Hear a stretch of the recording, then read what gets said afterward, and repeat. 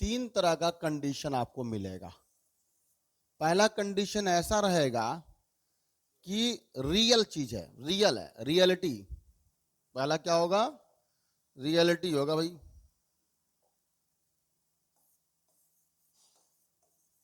Real है, पहला condition एकदम सत्य है।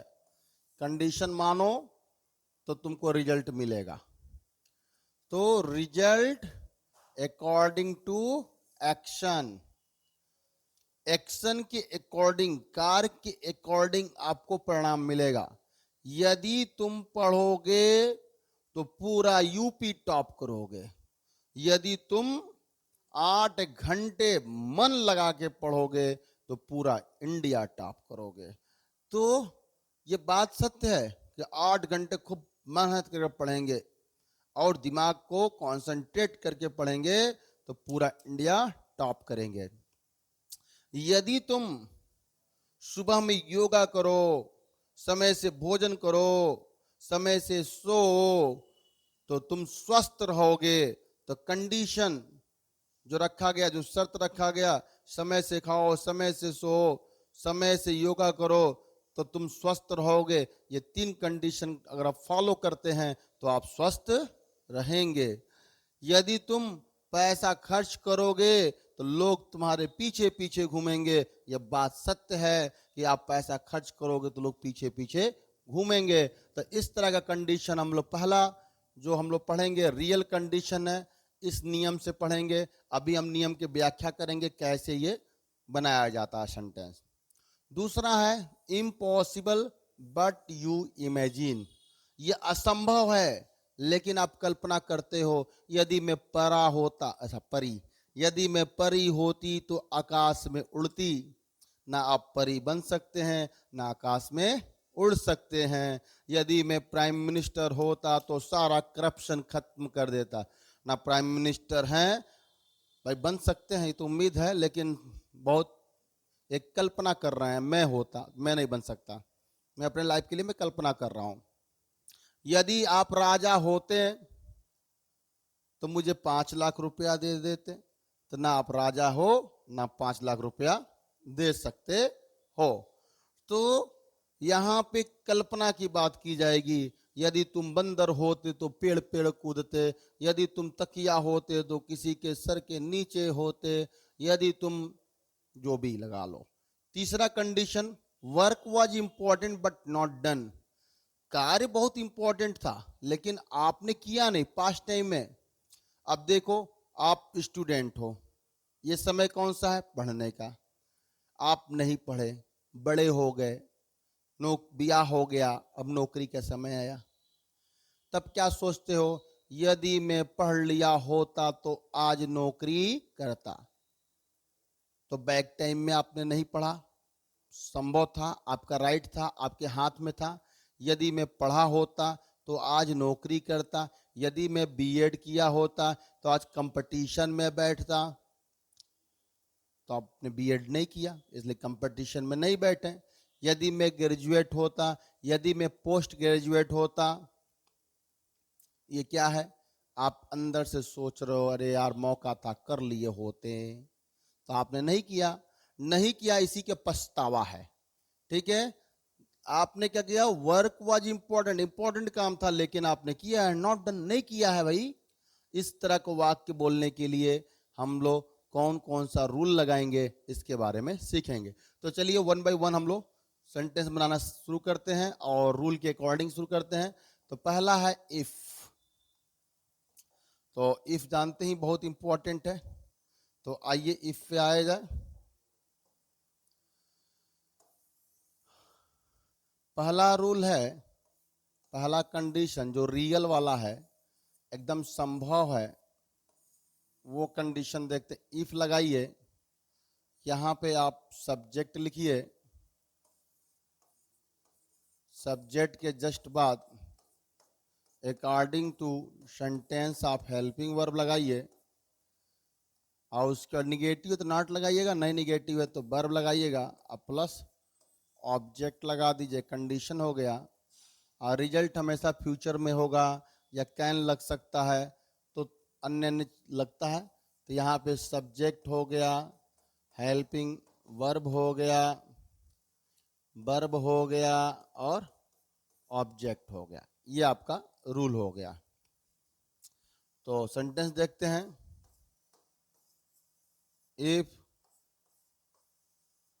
इफ यू, यदि आप,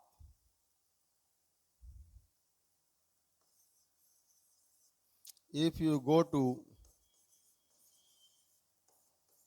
मार्केट you can buy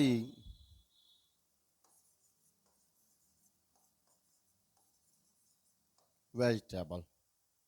यदि तुम बाजार जाते तो सब्जी खरीद सकते। यदि तुम बाजार जाओगे तो सब्जी खरीद लोगे। If you go market you can purchase vegetable. यदि तुम सुबह उठोगे, if you get up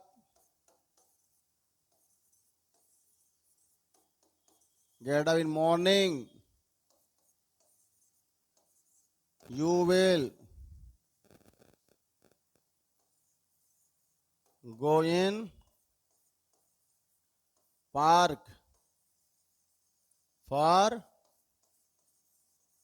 yoga. यदि तुम उठोगे तो तुम पार्क में योगा के लिए जाओगे।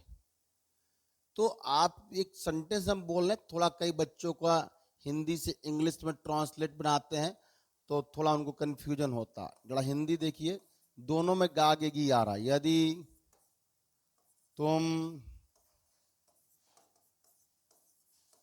सुबह में उठोगे, तुम पार्क में योग के लिए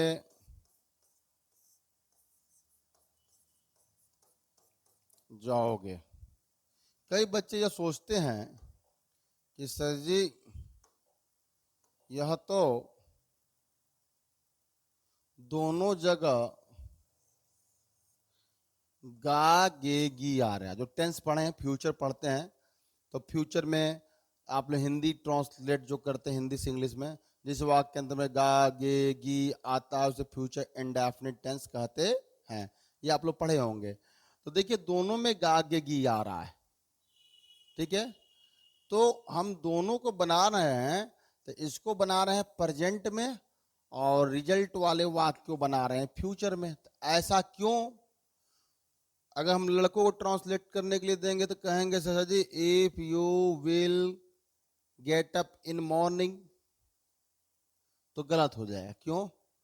क्योंकि यहां जो एक्शन है, जो शर्त है, जो वास्तविकता है, ये करोगे, ये करोगे का मतलब जिस भी टाइम की बात करेंगे वो उस कार्य के लिए क्या हो जाएगा? Action result. रिजल्ट के लिए एक्शन क्या होता है? प्रेजेंट होता है। रिजल्ट के लिए एक्शन क्या है? प्रेजेंट है। मतलब जो भी रिजल्ट मिला है वो प्रेजेंट में करोगे तो ही फ्यूचर में मिलेगा। यदि तुम खाओगे, इफ यू एट, मतलब इस टाइम, तो योर स्टमक विल सेटिस्फाई, आपका पेट भरेगा। पेट भरेगा आने वाले समय में, लेकिन प्रेजेंट टाइम में क्या करना पड़ेगा? If you ate, if you give me party, present time, I will give you 5,000। यदि पार्टी दोगे तो 5,000 रुपया देंगे। तो प्रेजेंट में क्या करना पड़ेगा? पार्टी। तो फ्यूचर में क्या मिलेगा? 5,000 रुपया मिलेगा। आई होप रिजल्ट के लिए एक्शन हमेशा क्या होता है? प्रेजेंट में होता है। इसलिए इसको हमने प्रेजेंट बनाया और रिजल्ट को फ्यूचर में या can say according to condition यहाँ पे बनेगा। तो आपने क्या देखा? जो रियल था, जो पॉसिबल था, उसके लिए आप लोगों ने पढ़ा। अब किसके बारे में पढ़ने जा रहे हैं? कल्पना करेंगे, इमेजिन करेंगे, सपोजिंग करेंगे। तो कैसे करेंगे? तो इसका रूल देखिए सपोजिंग वाले का। सबसे पहले इफ लिखेंगे। एक बात याद रखना होगा, परमानेंट आपको, यहां पे सिंगुलर सब्जेक्ट अगर है तो हेल्पिंग वर्ब आपका प्लूरल होगा। सब्जेक्ट के विपरीत बिहेव किसका होता है? आपका हेल्पिंग वर्ब का होगा। सिंगुलर सब्जेक्ट है तो हेल्पिंग वर्ब कैसा रहेगा? प्लूरल रहेगा। जैसे कि सी के साथ वाज लगता है लेकिन यहां वर हो गया। ही के साथ वाज लगता है लेकिन यहां वर हो गया। आई के साथ वाज लगता है लेकिन यहां वर हो गया। दे के साथ यहां पे वाज वर लगता है लेकिन हो क्या गया? वाज। यू के साथ वर लगता है लेकिन हो क्या जाएगा? वाज। तो आप क्या देख रहे हैं? जहां सिंगुलर सब्जेक्ट है वहां पे प्लूरल हेल्पिंग वर्ब। देखिए singular subject, plural helping verb, singular subject, plural helping verb. यहाँ पे plural subject, singular helping verb, plural subject, singular helping verb. अर्थात जब इमेजिन करेंगे तो हेल्पिंग वर्ब भी बदल देंगे, सिंगुलर को प्लूरल, प्लूरल को सिंगुलर कर देंगे। आई होप आप समझ गए होंगे। तो आगे देखते हैं हम लोग फटाफट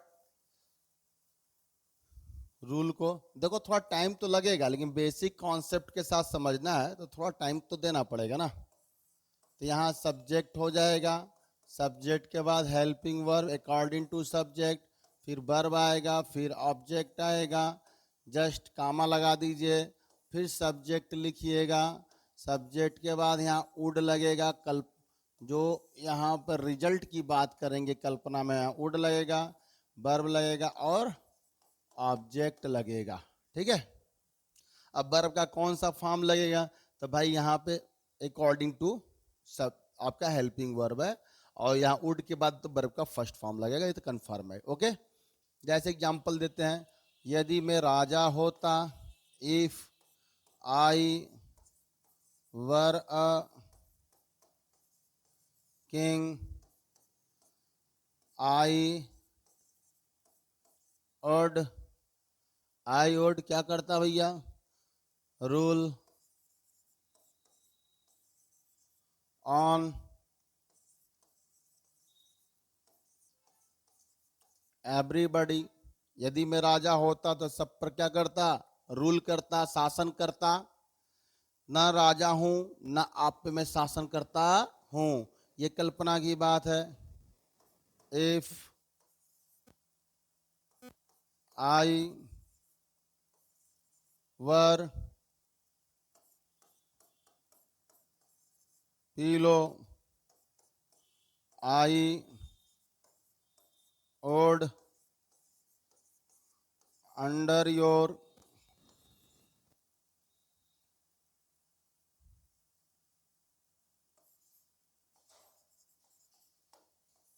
हेड। यदि मैं तकिया होता तो आपके सिर के नीचे होता। तो बताओ तकिया है? तकिया तो नहीं है, तो सिर के नीचे कैसे हो सकते हैं? तो जो नहीं है उसकी कल्पना कर रहे हैं। इफ आई वर अ फेरी, यदि मैं परी होता, मतलब परा होता। आई वुड फ्लाई, मैं उड़ता। ये संभव ही नहीं है, ऐसी कल्पना कर रहे हैं। If you was a monkey, तो you would jump one tree from another tree. यदि आप बंदर होते तो एक पेड़ से दूसरे पेड़ कूदते। यदि मेरा दुश्मन कुत्ता होता तो अपने दरवाजे पे बांध लेता। तो मेरा दुश्मन कुत्ता है क्या? नहीं है, दरवाजे पे नहीं बांध सकते। तो जो आपके दिमाग में कल्पना चल रहा है उसको ऐसे आप बना सकते हो। ओके। आप ऐसा प्रैक्टिस करिएगा, सोच सोच करके कल्पनाओं में खो जाइए, 10-15 शायरी लिख दीजिएगा और कमेंट बॉक्स में लिख दीजिएगा। आइए तीसरा जो है, जो आपने पहले किया था या नहीं किया था उसके लिए पछतावा है। आप पहले नहीं किए थे, अब उसके बारे में सोच रहे हैं, तो इस तरह का वाक्य जो आएगा, सबसे पहले आप इफ लिखोगे, फिर क्या लिखोगे, सब्जेक्ट लिखोगे, सब्जेक्ट के जस्ट बाद क्या लिखोगे, हैड लिखोगे। अब वर्ब का कौन सा फॉर्म, थर्ड फॉर्म, क्योंकि बैक टाइम के बारे में बात कर रहे हैं। अगर ऑब्जेक्ट भैया है तो लिखिएगा, अब फिर तो कामा लगाना ही लगाना है। कामा लग गया, कामा के बाद क्या हो जाएगा, फिर सब्जेक्ट आएगा, सब्जेक्ट के बाद यहाँ पे आपको वुड एक ही जगह लिख दिया जाए,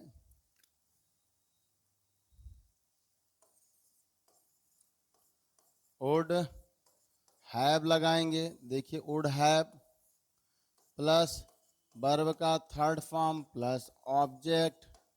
ओके, तो यदि मैं पढ़ा होता, if I had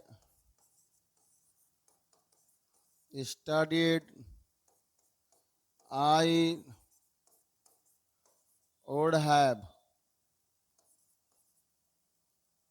I would have done job in railway.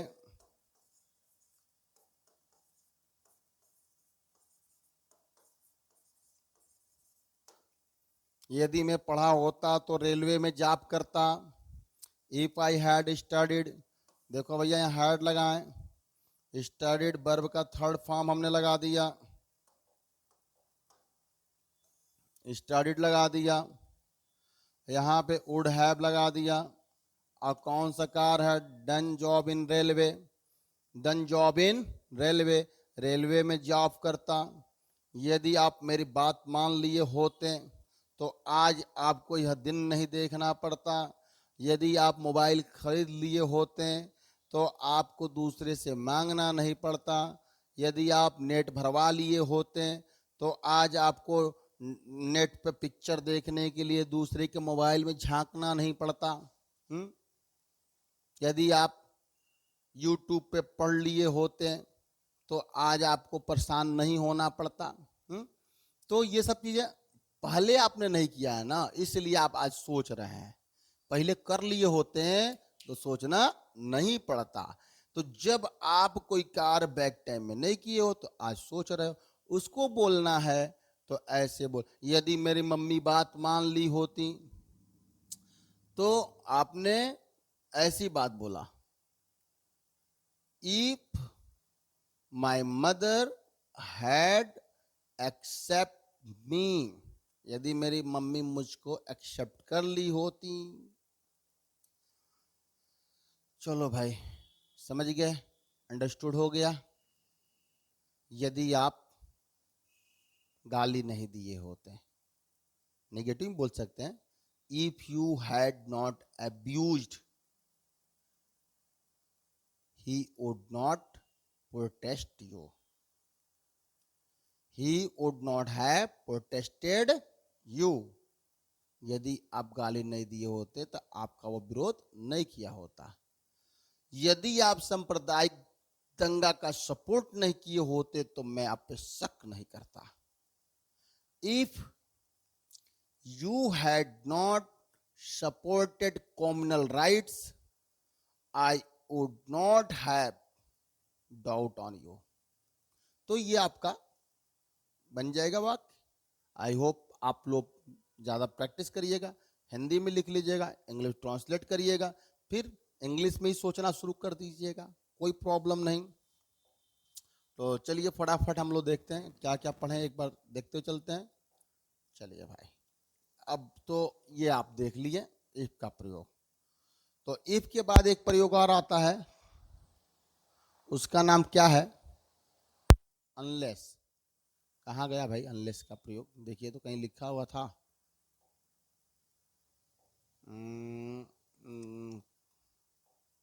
Unless, देखिए अनलेस और अनटिल दो प्रयोग है, ठीक है। तो अनलेस का प्रयोग कहाँ करते हैं, अनलेस का प्रयोग जो होता है वर्क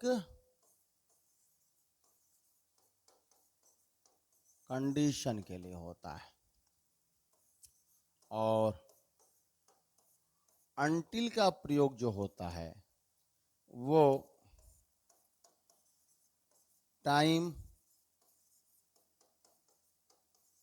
कंडीशन के लिए होता है।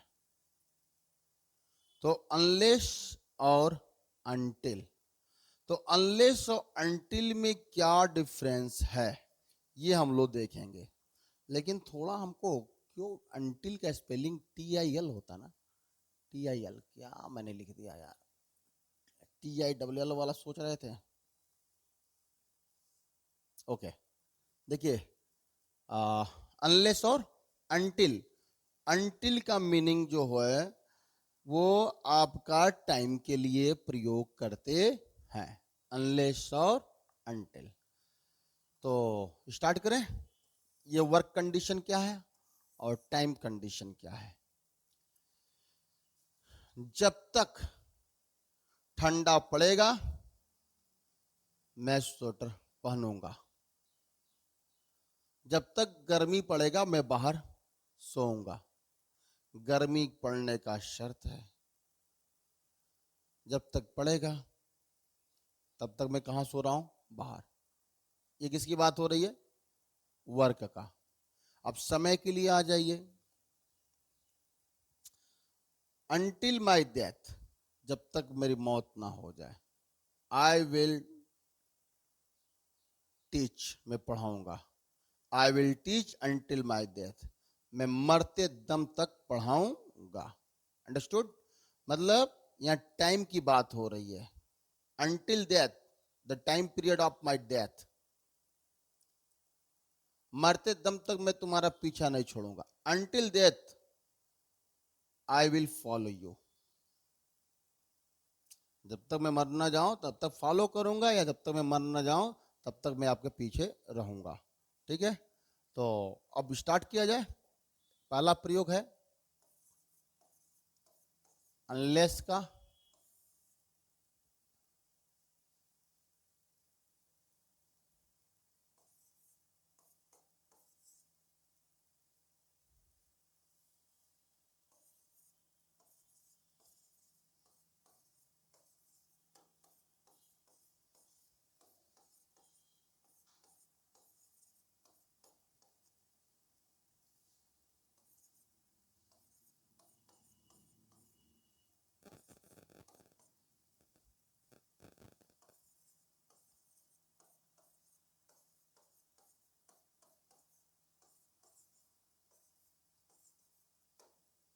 अब देखिए यहां पे I would like sleep out, मैं बाहर सोना पसंद करूंगा।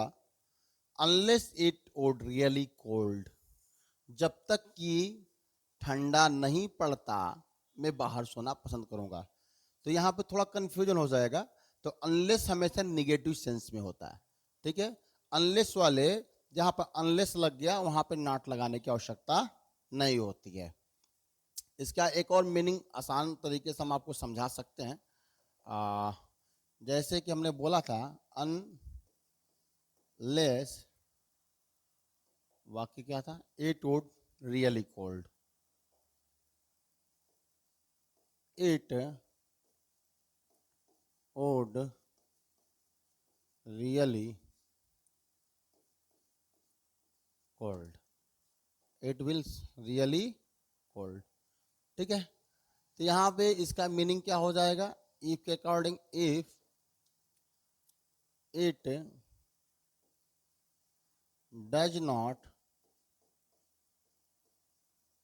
Really cold, if it does not really cold, यदि कड़ाके की ठंड नहीं पड़ती। तो आपको दोनों तरह से बना सकते हैं, लेकिन यहां पे आप बताए थे ये क्या है आपका एक्शन है, एक्शन को हमने प्रेजेंट बना दिया, if it does not really cold. ऐसे यदि हमने कहा जब तक बारिश नहीं होती, unless it rainfall.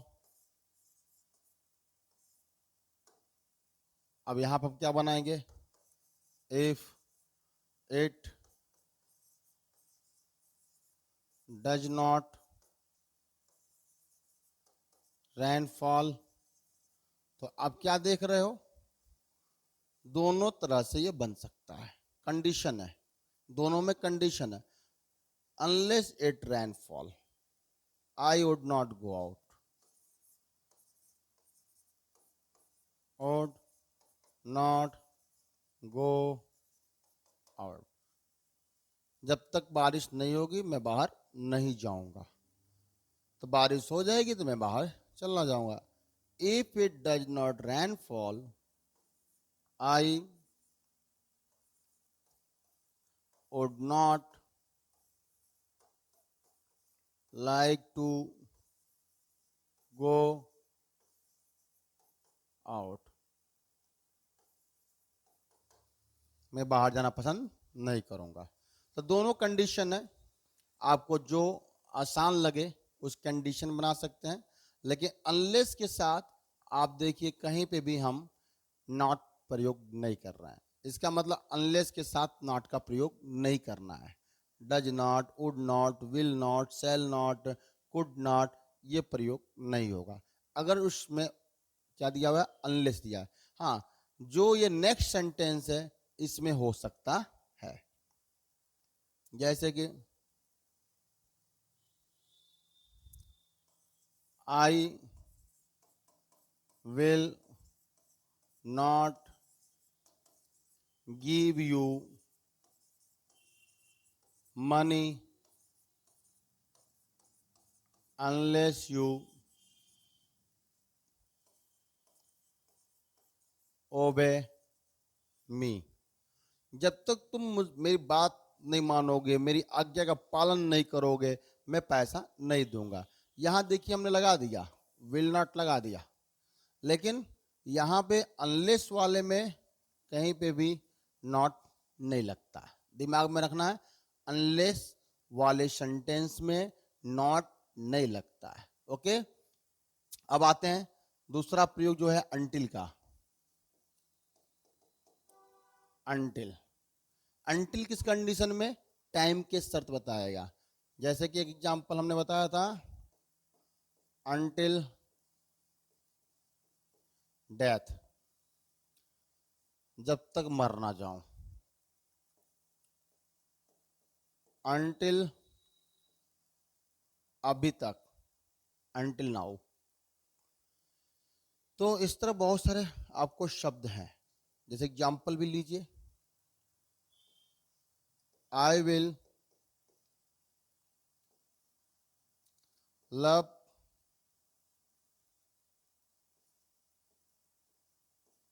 Gita until until death. I will love Geeta until death. मैं गीता से प्यार करूंगा मरते दम तक। गीता का मतलब यहाँ पे श्रीमद् भागवत गीता है भैया, कोई लड़की उड़की नहीं है, ठीक है।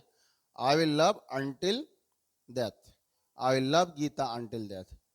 मैं मरते दम तक गीता को प्यार करूंगा। आई विल, आई विल, या I will go my home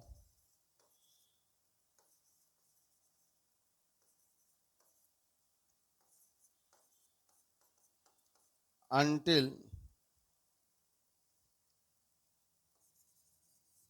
my death। मरते दम तक मैं गांव जाऊंगा या घर जाऊंगा। I will go home my home, मैं अपने घर जाऊंगा, अंटिल माई डेथ, जब तक मर ना जाऊं। अर्थात मरते दम तक मैं अपने घर पर जाऊंगा, ठीक है। I will talk with my friend until death, मैं मरते दम तक अपने दोस्त से बातें करूंगा। ये तो हो गया। अब दूसरा एक और भी कुछ एग्जाम्पल देख लीजिए। You don't close shop until I back। जब तक मैं वापस ना आ जाऊं दुकान मत बंद करना। टाइम है ना, समय आएंगे तो दुकान बंद कर दीजिए। ठीक है, तो जो भी यहां वाक्य देख रहे हैं अनटिल से, उसमें भी कहीं नॉट का प्रयोग नहीं है। अनलेस वाले वाक्य में भी नॉट का प्रयोग नहीं है। इसका मतलब इस तरह के जो बातें हैं अनलेस अनटिल, उसमें नॉट नहीं लगेगा। बाकी तो आप यहाँ पर लगा सकते हैं, जो जो डोंट क्लोज शॉप या इस तरह का वाक्य है उसमें लग सकता है। ओके, तो मुझे लगता है कि आप सभी को समझ में आया होगा, आई होप, और आपको मेरा वीडियो पसंद आए। और आप सभी को राम राम सीताराम। जही विधिनाथ होई हित मोरा, करहूं सो बेगी दास मैं तोरा। जिस विधि से हो कल्याण उसी विधि से करिए, मैं तो आपका दास हूं। आप लोग लाइक और सब्सक्राइब करना मत भूलिएगा, शेयर भी वीडियो मेरा कर दीजिएगा। सभी को राम राम।